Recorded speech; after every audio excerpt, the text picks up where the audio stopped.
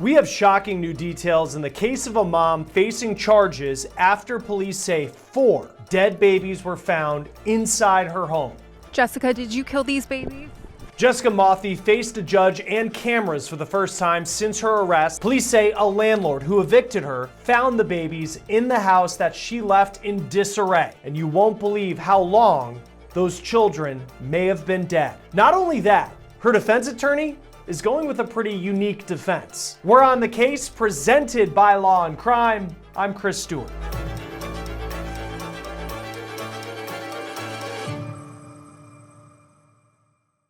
All right, before we get started with this episode of On the Case, and we have a lot to talk about today, really disturbing story that we're following out of Pennsylvania. I do want to talk about our partner and sponsor, Morgan & Morgan, America's largest injury law firm.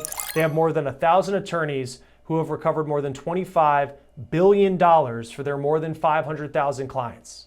In the past few months alone, a client in Florida received $12 million when insurance offered just $350,000. In Pennsylvania, another client was awarded $26 million. That's 40 times the insurer's offer. Morgan & Morgan makes it easy to fight for what you deserve. You can even start a claim on your phone. So if you've been injured and you need to start a claim, go to www.forthepeople.com/OTC. You can also scan this QR code on your screen or click the link below. When you hear how many dead babies were found inside a house in Pennsylvania and for how long the suspect in this case, their mom, told authorities that they had been in the house for, it's just going to leave you shocked. There's really no words to describe this story.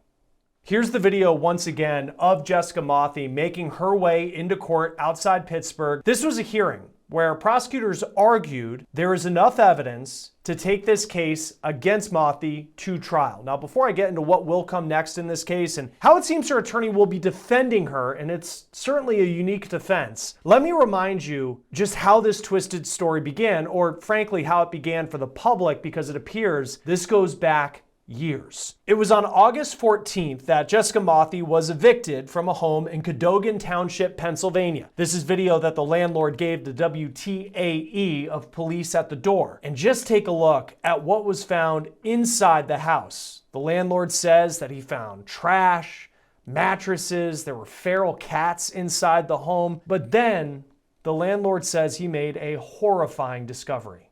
3 or 4 different garbage bags, tight. And the smell is horrendous. We opened it up and there were towels in there.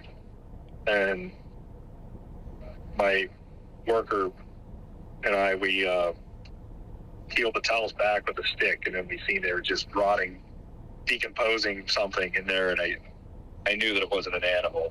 Since they found it, pointed it out to me, that's why she's where she's at. The landlord found a baby wrapped in plastic in a closet. He then called police, and initially, police said they found 2 more deceased infants hidden in totes in the attic. Then weeks later, police said they found a 4th baby. Now, as far as the suspect in this case, here's what we know about Jessica Mauthe. Mauthe's married to a man named Jacob. It appears the two got married around 2017 per social media. We know that Jessica has 2 sons with Jacob, and they are alive. Those boys are ages 6 and 8 years old. Jacob, the father, is currently incarcerated in Pennsylvania prison. I have found that he was sentenced in September of last year. He's currently in state prison in Western PA. So for as long as potentially a year, Jacob's been out of the picture.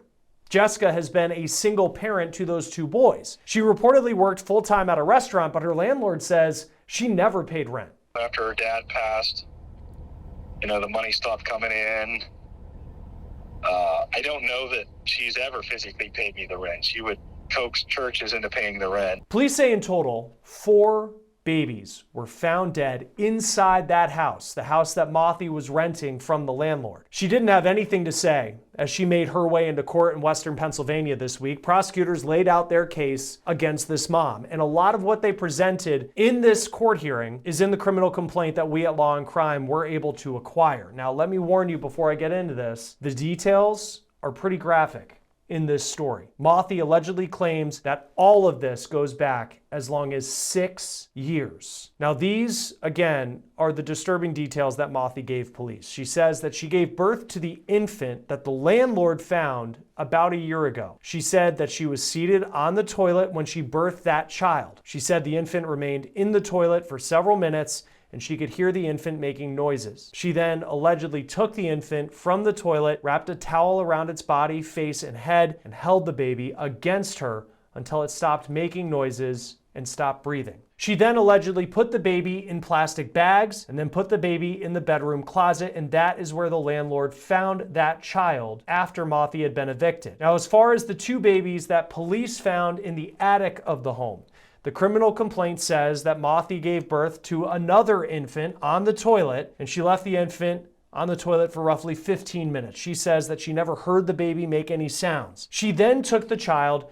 and allegedly wrapped it in towels and plastic bags and put its body in the attic. The complaint doesn't say how long ago that incident happened. Now, the other child that was found in the attic, Mauthe claims she gave birth to 6 years ago. She allegedly birthed the infant into her hands in the bathroom, and she says she passed out. When she woke up, she was on top of the infant and the infant was not breathing. She then put the baby's body in a tote and put the child in the attic. The complaint says that she never sought any help for these babies or medical attention. Then, weeks after those first 3 babies were found, police say they found a 4th baby in that house as well. Now, in court this week, a judge found there is enough evidence to support the charges that Mauthe is facing, and she will head to trial. She is charged with 1 count of criminal homicide, involuntary manslaughter, 4 counts of concealing the death of a child, and 4 counts of abuse of corpse. So you have, at least from what we've seen in the criminal complaint and what state troopers reportedly testified to in this hearing, so that raises the question of what could her defense be? She has pleaded not guilty to these charges. Mauthe's attorney says there was no scientific evidence presented at this hearing to support the charges that his client is facing. He says it is possible that Mauthe may have dreamed up the entire story that she told state police. He claims that her mental state could have been impacted by the trauma of childbirth. Now, troopers also testified that in one case, Mauthe told them that she was on an anti-addiction medication that she didn't have a prescription for, and that's why she didn't report a birth, because she was afraid that she would get in trouble for that. The neighbors say that Mauthe's 2 sons were often raised by other people in the neighborhood. It is unclear where those boys are right now. One neighbor said that he had no idea that Mauthe was even pregnant at any point that she lived in that house.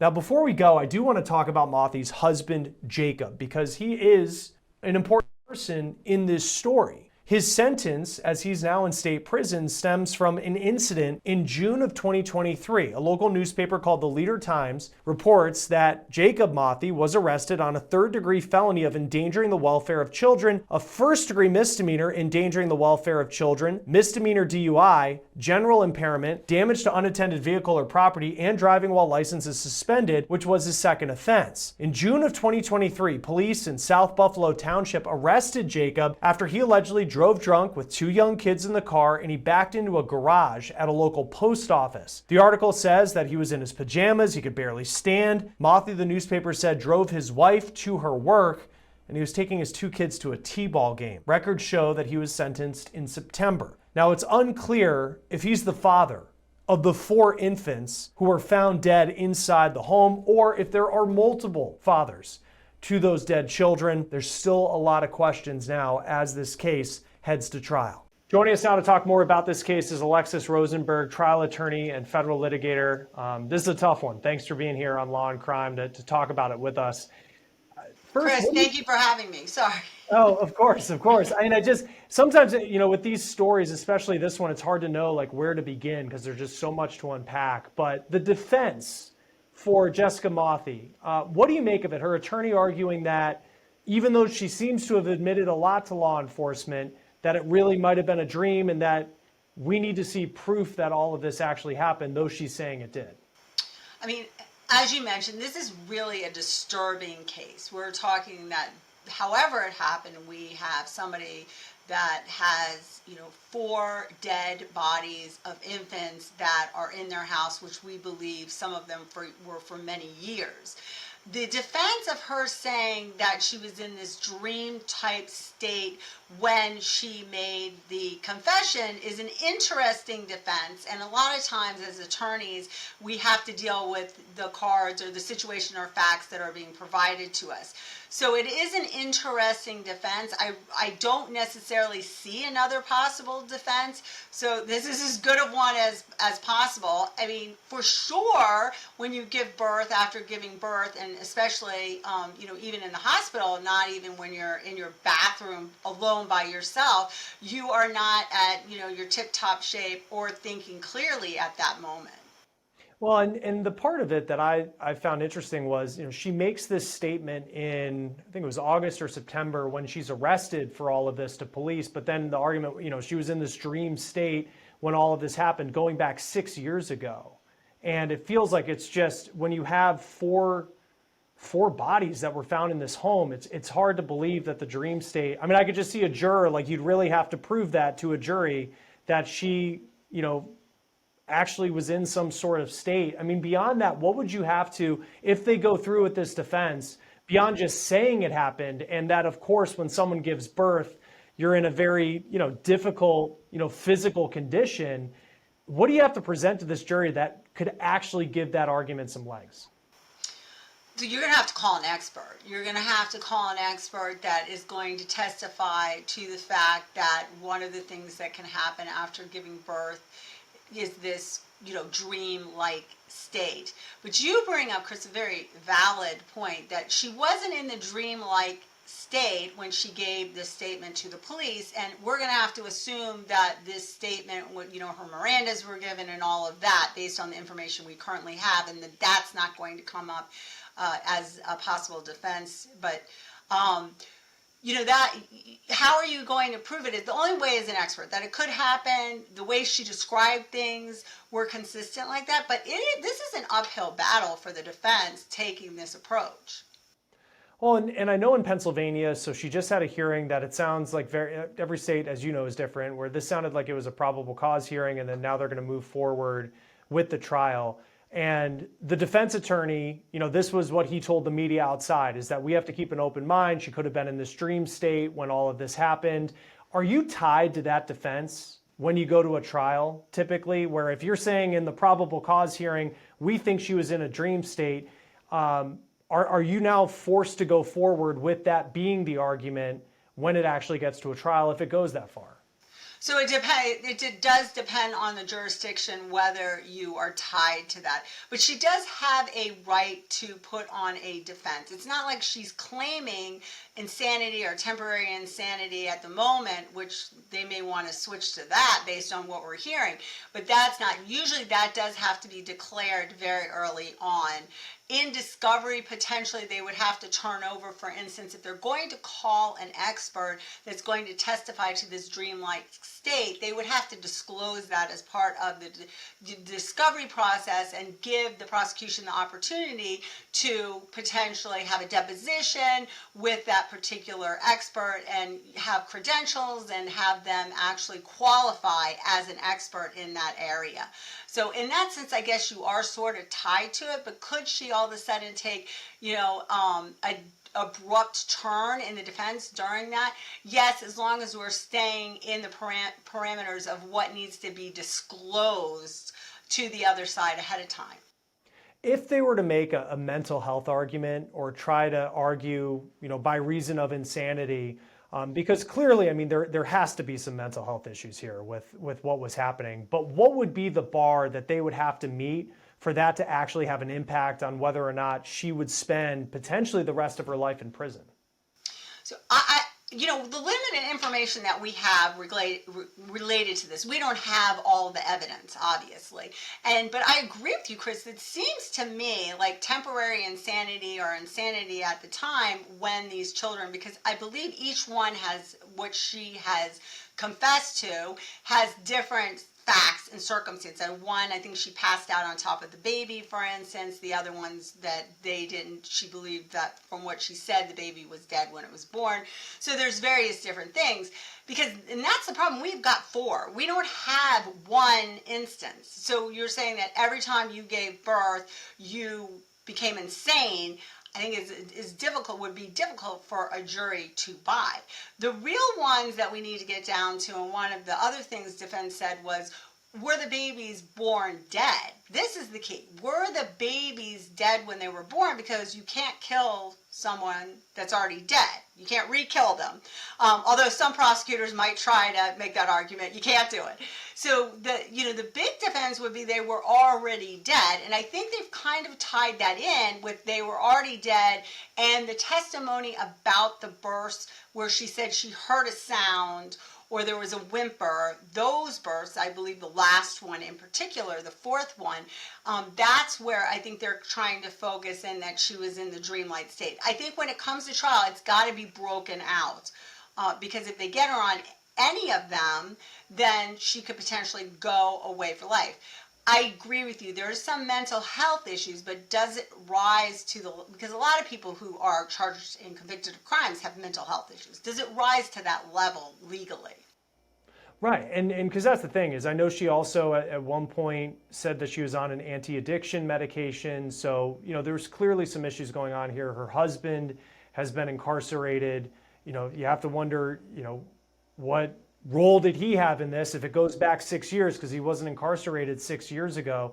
On the baby that she said had a whimper, and she seemed to admit that from what I read in court documents that the baby had a whimper and she held the baby till it stopped whimpering, which is terrifying to think about, very sad, but that sounds like murder. It sounds like that this baby was alive and then she held it until it was no longer. What type of forensic or scientific evidence would you need to go along with the video that I'm sure the prosecution could play of her explaining all of this to police officers, assuming that was after her Miranda rights were given to her?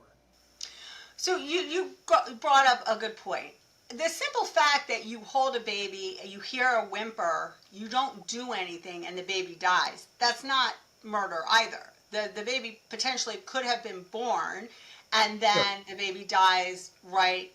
Unfortunately, that does happen, dies right up. That's not murder in itself. So it's really going to come down, and I'm going to assume that they're going to be able to get that video of her, or videos of her in confessing. It's going to come down to those details. Because, it's a difference. I think one confession was that she may or may not have put her hand over the baby's mouth and then the baby stopped crying. So yeah, that lends itself to that's possibly murder. So those are going to have to come in the sequence. I don't know how much they have from the medical examiner evidence, because some of these bodies are much. There was one, I think, that was 6 years that had died 6 years before. So they potentially would bring in a medical examiner who, evaluated and has their opinion as to how they died. They may not be able to get that evidence because of the gap. There's one that I believe was a year and a half ago. So that might be easier for them to bring in that. Let's say we don't have that forensic evidence, then it really is, we've got her confession, and then they might have to put her on the stand to be able to explain it. She doesn't have to go on the stand to be able to explain it. Or they could take the approach of doing mental health therapists that, the postpartum or different things and what happens with that. When it comes to each particular case, and if it was just one baby that was found in the house, that would be a very serious and disturbing case. And we see cases like that. But in this case, we're talking about 4. And if there's a case where there's, in one instance, the baby was whimpering and then the baby passed. In another instance, she says the baby was stillborn. How do you combine all of those different stories of the victims in this case in one trial, as opposed to if it just happened one time, that would be a specific trial itself? Well, from a defense standpoint, really you would try to bifurcate. And so you would be trying each, because they really are, even though she's the same person, each separate, instances, and each separate crimes. So you would want to do that so that jury didn't get that cumulative effect, because you're thinking the same thing. Okay, the baby, you give birth to a baby that's stillborn, or you give birth to a baby and it's initially partially alive and dies. But we've got these 4 incidences, coupled with the fact that she kept the corpses and they were in the house, which is even more disturbing. The fact that that she gave birth, what I believe, by herself each time in that house. There was nobody assisting her or knew about these births. So, I mean, that cumulative is really damaging, and I would argue from a defense standpoint, very prejudicial to put before a jury that they really do need to be bifurcated, because they do, each count for murder does need to be proven separately. And then lastly, Alexis, I just imagine too for this defense, and even if you're going with the dream state defense, you're still fighting an uphill battle for the whatever chance it might be that you can get the best outcome for your client in this case. What type of jury are you looking for in this particular case, knowing the mountain of evidence that you're going to be facing if this actually gets to trial? That's going to be hard, because if you go with women, let's say mothers, then you may have the empathy to how they were feeling after giving birth, but then you're going to have the pull that I would never do that to my child, or you can't fathom or imagine it. So it may be that you want to have more men on this jury, for the simple fact that they're not going to say, oh, no matter what happened, that would have never happened to me. There's no identification with this. Ultimately, I think it's an uphill battle either way to prove it. I think that at sentencing, that they're really going to have to hammer in on that mental health to kind of to get the minimum sentence, or try and get her in a facility that would be able to help her. But the big question is, why aren't we claiming insanity defense? Yeah, it'll be interesting to see how this goes forward. I mean, it's just each time new information comes out in it. I mean, at this point, it's back 6 years, 4 bodies. It's just a really hard story. Alexis Rosenberg, trial attorney, federal litigator, thank you for joining us on Law and Crime and talking about it with us. We appreciate it. Thank you for having me. That will do it for On the Case, presented by Law and Crime. Subscribe to us on YouTube and Spotify. I'm Chris Stewart. We'll see you next time.